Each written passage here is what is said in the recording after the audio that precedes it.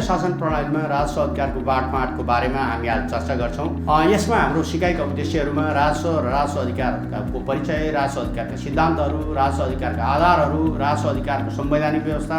र यसको बाँडफाँड, राजस्व अधिकारको स्रोतको बाँडफाँड सम्बन्धी संवैधानिक व्यवस्था, राजस्व बाँडफाँडको आधार र ढाँचा, त्यसैगरी राजस्व बाँडफाँडको रकम उपयोग सम्बन्धी आयोगका सुझावहरू र प्राकृतिक स्रोतबाट प्राप्त राइटको बाँडफाँड सम्बन्धी कुराहरू हामीले यसमा प्रस्तुत गर्नेछौँ। सरकारले प्रचलित कानुन बमोजिम जनताबाट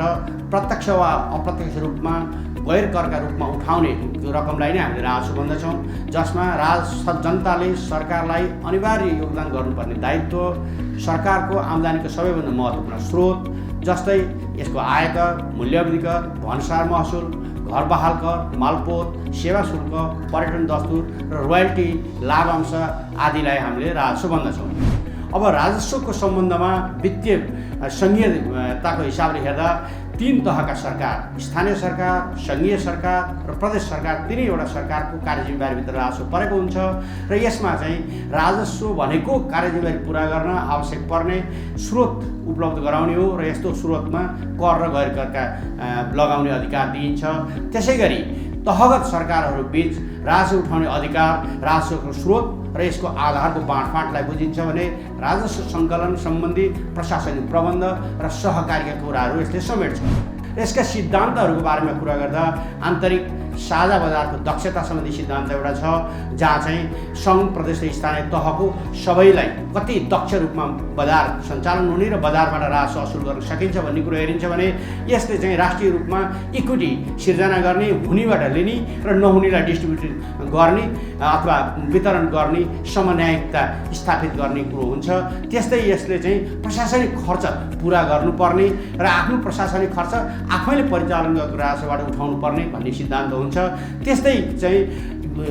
सबै तहगत सरकारलाई दिएको कार्यजिम्मेवारी पुरा गर्न, फिस्कल निड, वित्तीय आवश्यकता पुरा गर्नको लागि राजस्व परिचालन गर्नुपर्छ भन्ने सिद्धान्त हुन्छ भने यसले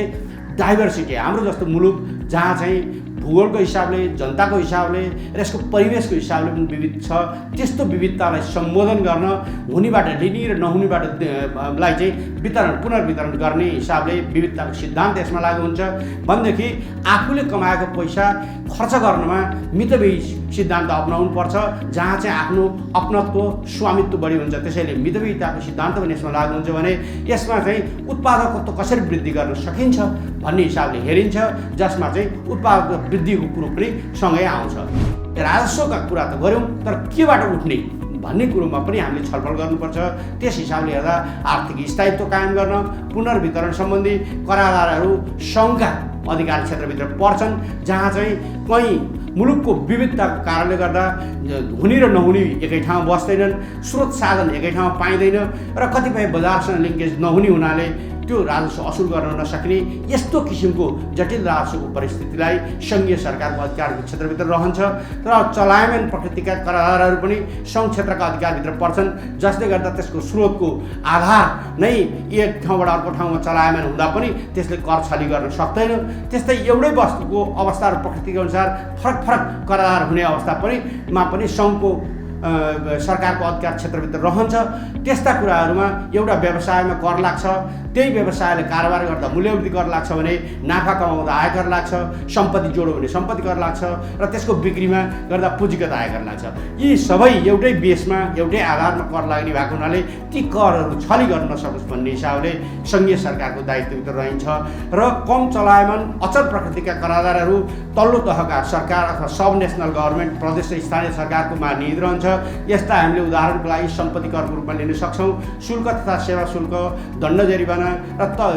भन्ने कुराहरू सेवा प्रवाह गर्दा नागरिकले राज्यबाट लिनुपर्ने सुविधा प्राप्त गर्दा यसलाई नियमन गर्ने र सेवा प्राप्त गर्ने हिसाबले हुँदा जुन तहको सरकारले सेवा प्रदान गर्छ, जुन तहको सरकारले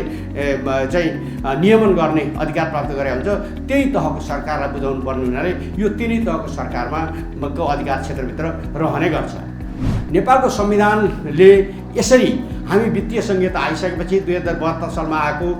यो सङ्घीय नेपालको संविधानको धारा 60ले राजस्व स्रोतको बाँडफाँडको सम्बन्धमा व्यवस्था गरेको छ, जसअनुसार सङ्घ प्रदेश र स्थानीय तहले आफ्नो अधिकार क्षेत्रभित्रको विषयमा कर लगाउने र ती स्रोतहरूबाट राजस्व उठाउने काम गर्छन्। त्यस्तै साझा सूचीभित्रको विषयमा र कुनै तहको पनि सूचीमा नपरेको विषय छ भने त्यस्तोमा कर लगाउने र राजस्व उठाउने अधिकार नेपाल सरकारलाई हुन्छ अथवा सङ्घीय सरकारलाई हुन्छ र यसरी निर्धारण गरे बमोजिम हुन्छ।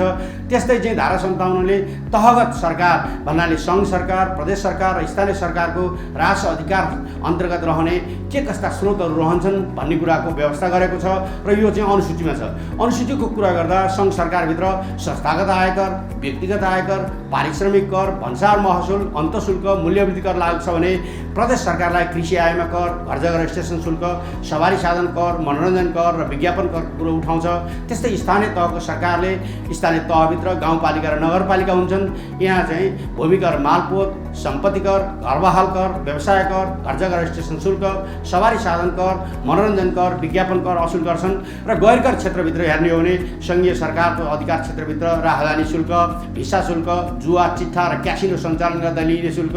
पर्यटन दस्तुर, सेवा शुल्क दस्तुर, दण्ड जरिवाना लाग्ने अधिकार छ भने प्रदेश सरकारतिर पर्यटन दस्तुर, सेवा शुल्क दस्तुर, दण्ड जरिवाना लगाउने अधिकार हुन्छ र स्थानीय तहमा पर्यटन दस्तुर, सेवा शुल्क दस्तुर र दण्ड जरिवाना हुन्छ।